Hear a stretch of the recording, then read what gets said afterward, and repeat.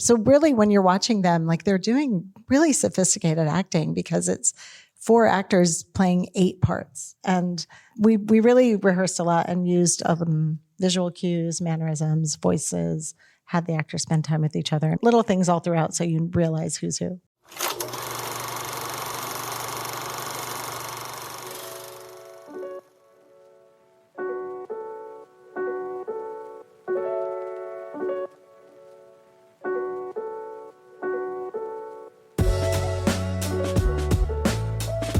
Hello, and welcome back to The Director's Cut, brought to you by the Directors Guild of America.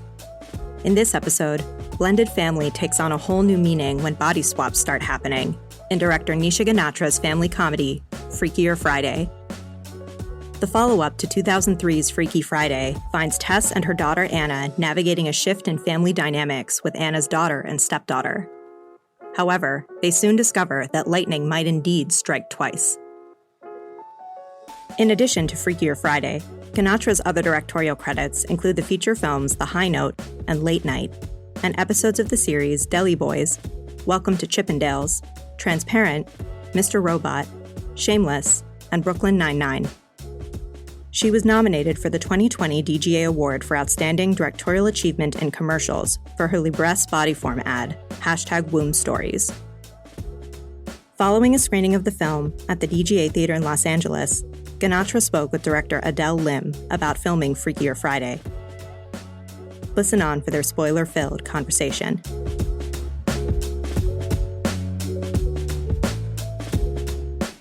Happy Sunday, everybody. Thanks for making it out here today. I know. And thanks, Adele. I love Adele directed, wrote Crazy Rich Asians, which I love. I love all of your work so much. And she's going to be doing... Now, I was so excited to do this because my whole career was as a writer, and we screened Joyride, my first movie here, and I was like, oh my God, I'm going to be around like the DGA crowd and the First AD crowd, and are they going to be nice to the writer? And you guys could not have been more amazing. So I'm so excited to do this with you. So a little background on Nisha. She started in indies with Chutney Popcorn and Cosmopolitan. And in looking up her credits, like me, you're a TV girly as well. And you've had this amazing range from like reality in the real world to comedy with Brooklyn Nine-Nine. And you were even a consultant producer on the award-winning Transparent. Also the director of The High Note and Late Night, which I was obsessed with. Amazing movie. Thank you. Wow, people saw it. Well, I'm excited to talk to you about Freakier Friday because I took my kids to it, paid money for it in a theater. And also, I think as a parent of a teenager and a blended family, like I don't think I was really expecting knowing you and, you know, the movie, the original movie, of course, you want to be entertained, but I just like the emotional moments in it as well. So very excited about this. I think we just want to jump right in. With this project coming up to you, can you talk about how it came to you? Did you have to talk about it? Did you have to pitch Disney for it? Okay, so Jamie Lee Curtis and Lindsay Lohan willed this movie into existence by, I think Jamie said on her press tour, everyone kept asking her about Freaky Friday. And so she sort of talked about doing a sequel, and then she called Lindsay, and Lindsay said she would do it. And then the two of them just kind of, I don't know, they kind of made it happen. But I had a meeting with Kristen Burr, the producer, and she had mentioned the script to me, and I was kind of like, oh my God, are they doing a Freaky Friday sequel? Because I think we grew up, I mean, a lot of us grew up with Lindsay Lohan, and, you know, the idea that Jamie Lee Curtis and Lindsay Lohan were coming back, it was so exciting. So I had a meeting with Kristen, then I had to come up with the take. Then I had to meet the other producers because it was all the 4 original producers produced this one as well. And then, you know how it is. Then you go to Disney, and then you have to pitch your take to Disney, and then you have to go to another person at Disney, and then another person at Disney. The fun, sexy stuff. All the rounds of interviews, yes. Well, let me ask about this because this was such a beloved original movie, and you're approaching it with 2 icons. You've got Jamie Lee Curtis, you've got Lindsay Lohan. So in approaching this and looking at it as a sequel, like what was foremost on your mind? And is this something that you talked about to Disney about? Yeah, so they definitely feel, and I do, like the Freaky Friday franchise. I mean, having been a fan of the original, like Jodie Foster one and then this one. So you don't want to be the person who comes in and messes up like a Disney franchise. And so I talked to them a lot about it, what was important. And also Jamie and Lindsay knew those characters so well. So we all kind of talked about how to make sure it's a standalone movie. Because to me, I wanted to make a movie that worked even if you didn't see the first one or the previous one. And then also pay homage to the fans of the first one too. So it was really threading that needle between how much extra do you get to enjoy if you know the references, and how can we make sure it doesn't ruin the experience or you're not left wondering what the hell's going on if you didn't see it. Well, you brought up a really great point about like the people who loved the original movie and are so invested in the characters.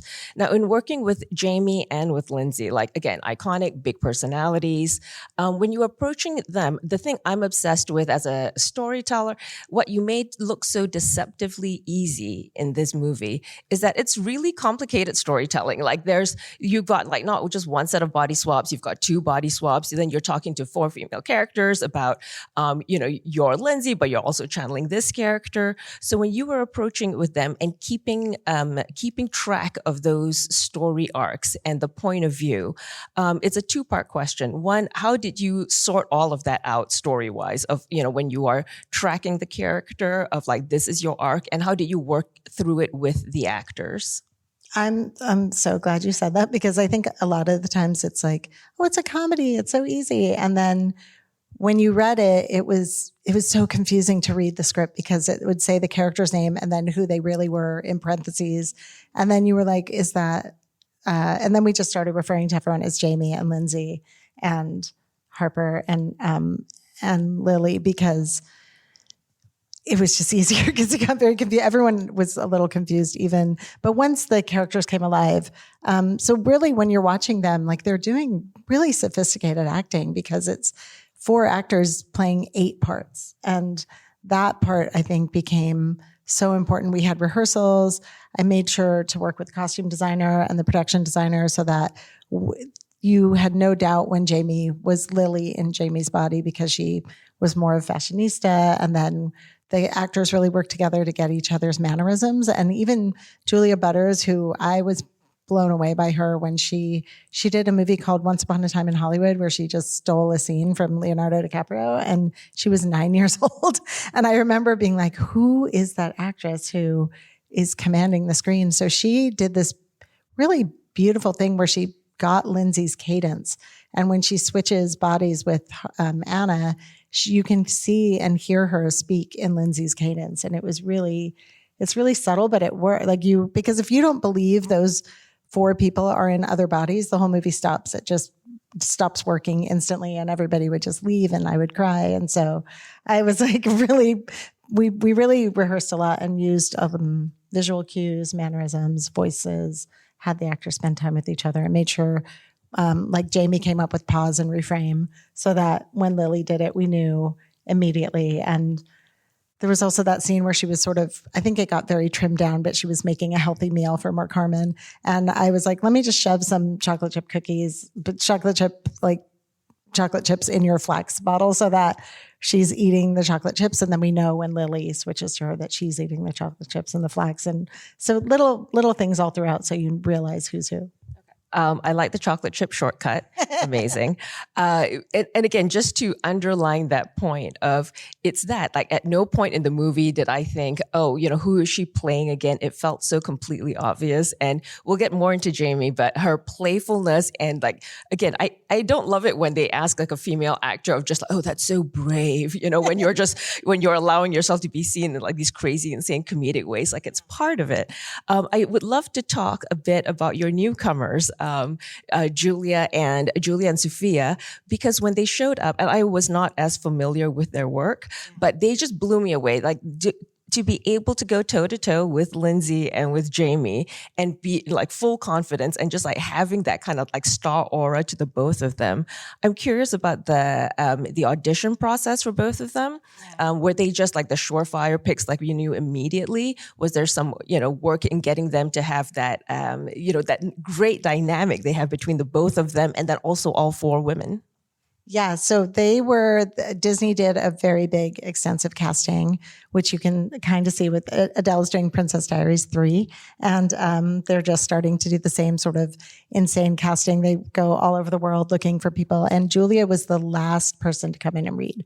So I had a couple of people I was thinking about, but I was always sort of saving that spot to watch Julia's audition because in my mind, I just thought, hopefully she's going to come in and blow everyone away. And then Sophia, really, it was so interesting because the part wasn't written for a multiracial kid. It was just, Lily. And Sophia came in and was so good that we cast her. And then because she was cast, then Manny, who I've always been obsessed with, Manny Jacinto to be the dad, sort of came in then we begged Manny to play the dad. So it was really a huge casting in London, casting in Canada, casting in the US, casting everywhere. And those two really stood apart. That's amazing to hear. And I just want to take a slight detour over here. First of all, an update on the movie, which I think has grossed 118 worldwide million.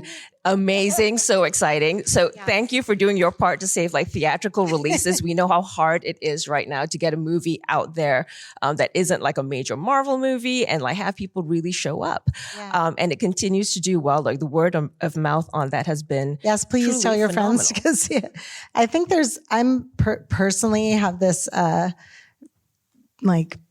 I don't know, ambition to bring comedies back because I feel like everybody, even when we talk to our kids, they go to the movies to go see horror movies.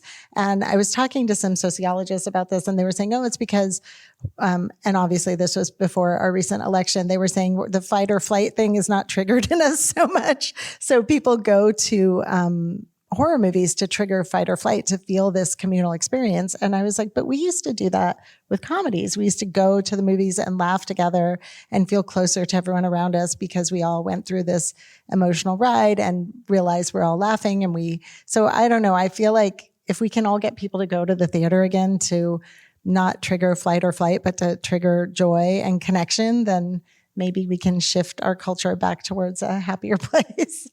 I'm so glad you brought up joy and earnestness to this because it's exactly that. And again, to sound very earnest for a moment, I feel personally, I create projects that I want to go see that I feel brings some joy and kind of pulls us closer together.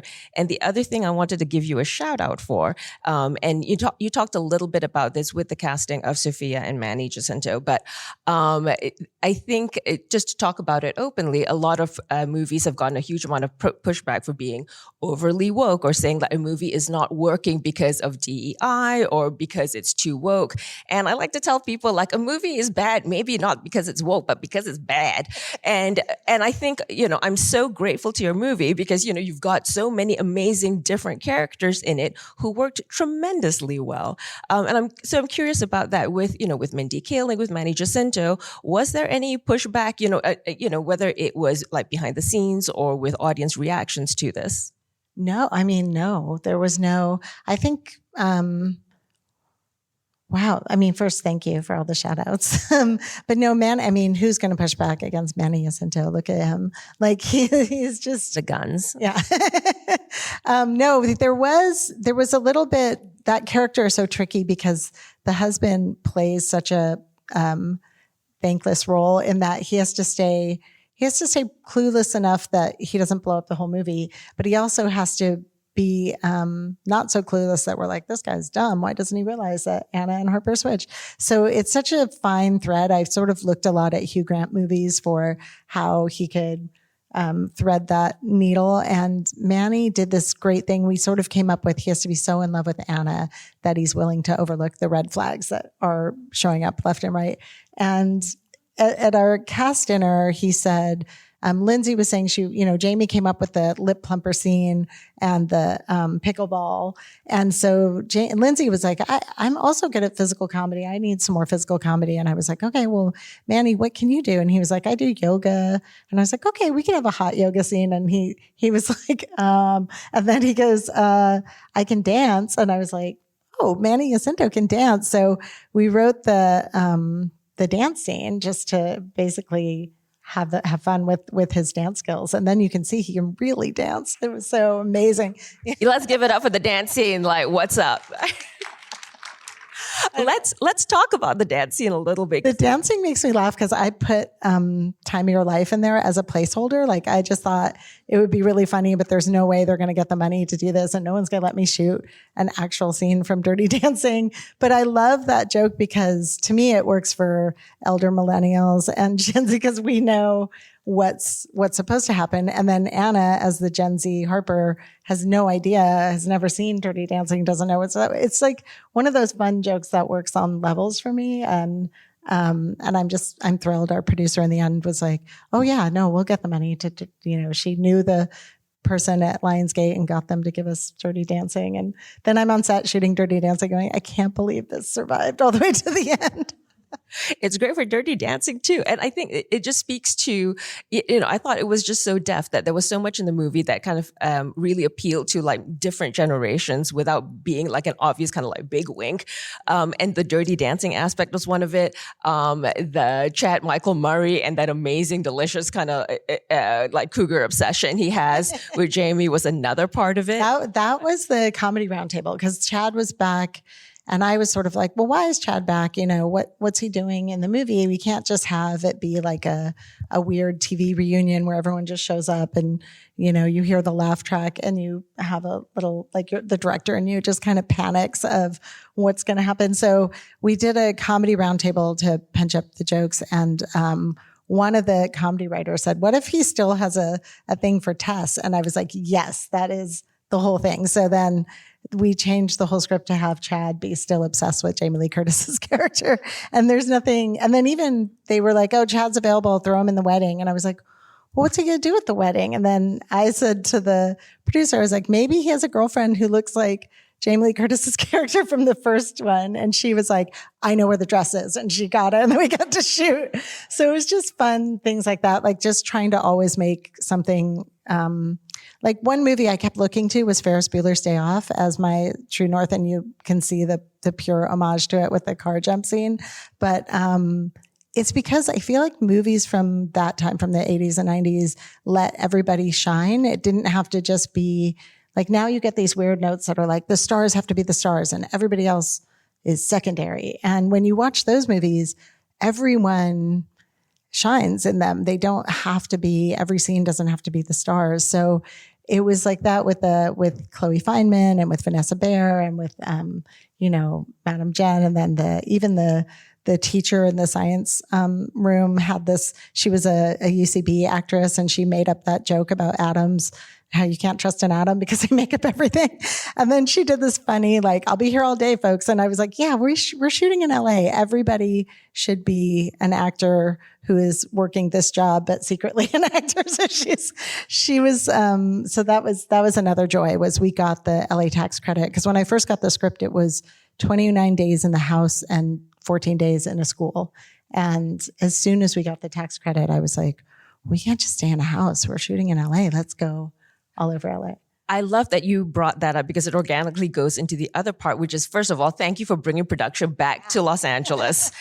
Cannot That's wait. all Jamie. Jamie Lee Curtis said she wouldn't do the movie if we didn't shoot in LA. And then when stars do that, they all, yeah, I wish I could take credit. I wish I had that power. Yeah, no, amazing example of like using privilege for power. We are here for this. Let's talk a bit about LA.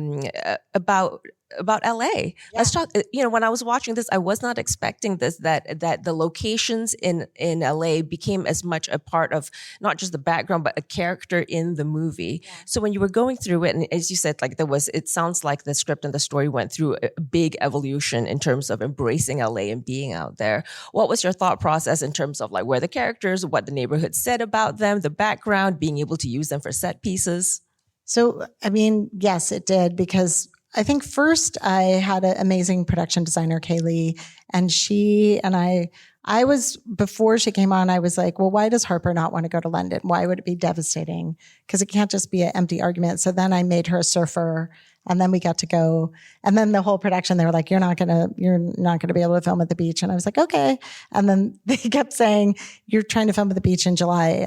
July, the beach is really busy. And I was like, okay. And then I just kept not believing them. And then finally the line producer was like, okay, you can shoot in Malibu, but it's going to be really hard because you have to bring up all the equipment for Marina Del Rey and you have to get out to the boat on jet skis. And the only way is for everyone to get dragged behind the jet ski. So we had this like small crew and everybody like got dragged behind jet skis all the way out to the boat. And then we got to film all this amazing stuff. But I got a little, I don't know, what is it called? Like when you want too much of something. And I was like filming all over LA and I was like, no one's going to know that you can't go from downtown to the Palisades on a bird scooter. But you guys, you've got 2 body swaps in your movie. Yeah, I don't think we're worried about traffic on the 10 going east, like on a bird. Yeah. And then, we couldn't find Anna's house and, the designer kept describing it. And I finally said, I think it's my friend's house in South Pasadena. And she went there and she was like, oh my God, this is the house. And then Jamie was like, I love South Pasadena. I filmed Halloween here. I know the city really well. And then the city was like, we don't let anyone film in South Pasadena anymore. It's not good. The neighbors don't like it. And then Jamie Lee Curtis did it. And my mom lived in South Pasadena and had volunteered for the blood drive a lot. She was a nurse. And so they were like, we love your mom. You can film here. And so we all got to film in South Pasadena. It was amazing. It was just like lovely. What I love about this story is like we all know, like with any production, it's about 5 million no's, and just the different ways in which like you've approached this, which is not like a knockdown, drag out fight necessarily. Sometimes you let things slide, you let the people slowly wrap their very resistant minds around something. And I just like came off reading The Alchemist again, and it's that of just like once you have your personal legend, once you know like I want to film in South Pasadena, I want to shoot on the water. Somehow the universe sometimes conspires to give you what you want. So it's wonderful to hear like that's kind of what happened for you. It's amazing. And then I put every Larchmont joke in the world in there just because it made me laugh. And then like, I was like, I don't know. Vanessa's character, I always wanted to start the line with, and that's how I lost my spot at the Larchmont Farmers Market. And it just always makes me laugh. And then she did it. And then at the end, she came to the premiere and she was like, why did you give me this part? Is it because I live in Larchmont? And I was like, no, I didn't even know that. We put all those jokes in just to make ourselves laugh. The producer also lives in Larchmont, so we were just making ourselves laugh. No, it was perfection. You spoke a bit about your production designer, and I feel like, and I would love to talk about, I would love to talk about your relationship, and your working process with your crew, with your heads of department. Do you have a philosophy of like, going into production, how you communicate with your heads of department? It's a 2-part question, so we'll get you, we'll get into like the heads of department first, and then would also love to talk about your relationship with your first AD and, what your process is, like approaching set every day. So this one was a joy because there were kids in it and you can't work the normal. I don't know why the standard in our industry became 13-hour days, but the kids, you could only shoot 8 hours. And then, so it was amazing because everyone got to go home and be with their families and then come back to work the next day. And we didn't have that horrifying thing where everybody's exhausted all the time. But, yeah, the production head. So for me, it's really important to have diversity behind the camera because I don't like being the only woman on set. I don't like being the only brown person on set. And I had done a TV show and I had this moment where I said action and all these heads like whipped around. And at lunch, all these women came up to me and said, that's the first time I've heard a female voice say action. And I've worked in TV for 30 years. And so it became like kind of a political activism in a way of let me just try to hire as many female department heads as possible. And there's a stamp that you get in LA it's like the PETA stamp that no animals were harmed. It's like we hired women. It's like this stamp called the reframe stamp. And it means you had gender equity behind the camera, which is sadly still a thing. So I think that's kind of where I first started was how many, women aren't getting the chance to do this. And I'm getting a chance to direct my first studio film. So let's get other women and give them a chance too. And then we can all help each other. And then we're all like really, I mean, it sounds altruistic. It's not, it's like everybody's heart is really in it because we're all in the same boat and nobody's, everyone's just trying their hardest because it is such a beautiful art form. It's the only art form I know that is this collaborative. Like everyone says, oh, the director is in charge of everything, but there's nothing to direct if you don't have actors and writers and crew and, there's nothing to do. You can't just sit there by yourself and be like, everyone do this. I love that you said that. And I think, especially with at least my background in television, it really being driven through like how much of a collaborative sport this is. And with heads of department, everybody on crew, like nobody gets into this because of the stability and the great benefits. Like we do it because we're creative. And I think we learned early on that there's a fifth gear that crews and your department can go into if they believe in your project and they believe in your vision. So I'm curious with the, on top of the amazing work with, being inclusive with your heads of department, like what's your way of like sharing your vision or communicating that early on or throughout shooting? I have the same question for you because I feel like every director does it differently. But to me, there was a lot of talking about the emotional themes and motherhood and the children and the sort of intergenerational dynamic and how are we. And obviously the first thing we did was sort of break down the first movie. We all watched the Jodie Foster one together. Then we all watched Ferris Bueller together and sort of got a center of what the feeling is we want everyone to leave with, this sort of emotional journey that we're hoping everyone will go on. And then we'll just cover it all up with as many laughs as possible. And we also talked a lot with the costume designer about comedy and costumes. There's a movie called Bridesmaids where there's a scene with Maya Rudolph where she's running outside of a bridal shop and she can't, how do I say it with all these kids? She can't hold her need to go to the bathroom and she has a whoopsie. Yeah, right, in the street. And there's something about the dress she's wearing that makes that whole scene work because it stays poofed up. She sort of sinks down to the ground as she's going in the street and the dress stays poofed up. And I was thinking about how that scene wouldn't be as funny if she had a slinky bridal gown on. It wouldn't, it just was all of those elements of how do we make everything funnier with each person, with each department working together in terms of colors and design and what are their houses, what are their cars, how are they dressed, like all of the sort of things towards the lighting. Like I wanted it to look very natural and beautiful. I think comedies, sometimes people don't keep them as cinematic as they can be. And the DP, Matt Clark, and I went to NYU Film School together. We shot each other's student films. So he filmed Late Night and then we got to collaborate again on this one. So it was really fun to like just have the person who you grew up through, like, my directing, I think, used to rest on the strength of my writing. And now I feel like TV and all of that helped me become a stronger director. So he's just fun because we had a very terrifying Eastern European teacher who would scare us. And so whenever Matt would set up a shot and I was kind of on the fence about it, I would just do that professor's voice and he would be like, oh, and then he'd like change the shot. Or if I was like, well, what if we cover it this way? He'd be like, and so we would push each other to do things a little better than our first draft. That sounds amazing that you had that kind of like collaborative partnership on set day to day. We actually even the weird mime in the food fight was all Matt's idea because I was like, oh, it's a Disney food fight. What do we do? Like, how do we make it more interesting? And he had this weird obsession with this mime, like doing the food fight. So we were kind of leaning into tropes and then trying to undercut them. I love the mime moment. It's just, again, one of those like lovely little sublime moments that just feels like it came from something real, not like a lot of machine. We actually only have a few more minutes. And so I just want to ask this question and maybe we have like a Q&A. So if you have a question you're dying to ask, like get ready now. Just before we bounce into that, what do you want the takeaway from your movie to be for people who are watching or people who are young people who are looking to get into movies?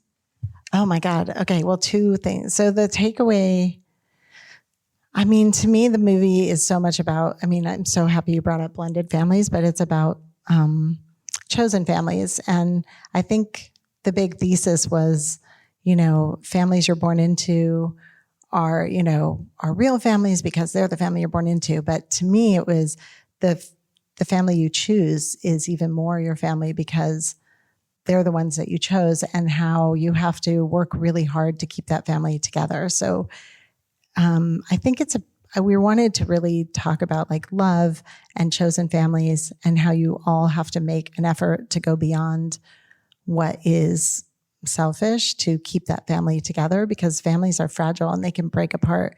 And I think that's the emotional story in it, is how everyone had to do something selfless to keep the family together. And that was what I wanted to I think there's a lot of focus right now on self-care and self-this and we kind of wanted to point a little towards selflessness for the group and for the community. And that community in this is this blended family. So that's what I hope people walk away with, and feel like a joyfulness in connection and community and our chosen families. That is beautiful. I think we have time for maybe like one or two questions. Is there anybody with a question out there? Oh my God, thank you for saying it was relatable. Gen Z is like terrifying, because you do not want to do wrong by Gen Z, because they will come for you in every aspect. I'm just going to jump in. We have to repeat the question for the editing part of it. So the question was like, how do we keep the movie relevant and, on top of Gen Z without making it cringe? I love that you threw cringe in. The trick, one, both Adele and I have Gen Z kids, and they just were our truth tellers. Like, my son would come in the editing room and be like, "Ooh, cringe," and then walk out. And I was like, "What was?" So we were. I think that Jamie Lee Curtis always says to hire moms, because moms get it done, and moms can pull in all the point of views and bring them in. So it was really great, because if it's reading authentic, it's because Gen Z was giving genuine input. And I think the fun we had too was with, like my son would be like, "Okay, boomer." And I was like, "What? I'm not a boomer. What are you talking about?" And so there was all this. So then it worked its way into the script with June Diane and Mary Son doing like, "We're Gen X and we're elder millennials." And it was just like those joyful moments. But I think it was having actual kids that helped. And then 100%. They're brutal. Like, if you think like studio notes are bad, they have nothing on a 16-year-old. Yes. Do you have time for one more question? Yeah. If there's another question from the audience. Oh, the will turn. I love that. Yes, we had to have a legit LA music venue, and I had done the Ford in the high note, so it was my chance to do the will turn. And even though we had to shoot and then leave and then come back because they had actual concerts, it was so worth it. That was great. I think it's that. Like, thank you so much for bringing this movie that's so full of joy and LA in it. And so thank you. Thank you. Thanks a lot. Thanks for listening to another DGA Q&A. The Director's Cut is available wherever you listen to podcasts. And please share, subscribe, rate, and review. We'd love to hear your feedback, and you can help fellow film buffs find the show. Thanks again for listening, and we'll see you next time. This podcast is produced by the Directors Guild of America